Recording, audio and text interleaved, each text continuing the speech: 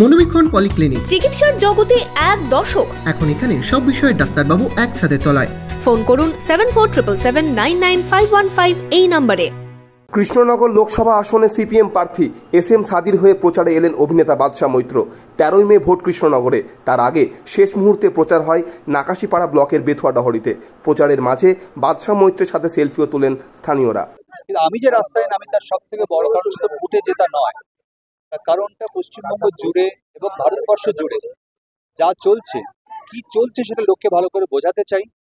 আমরা যারা প্রত্যক্ষ রাজনীতির লোক নই, কিন্তু যারা খবর রাখি, আমরা মানুষকে বলতে চাই প্রত্যেক দিন এই রাজ্যে যেভাবে মানুষকে বোকা বানানো হচ্ছে এবং জনগণের সম্পত্তি লুট করে যেভাবে নেতারা কোটি টাকার মালিক হচ্ছেন, সেই বাস্তবটা মানুষকে বোঝাতে চাই। আর লোকের বলতে চাই যে ভোটটা দেওয়ার আগে ভাবুন কাকে দেবেন, কেন দেবেন।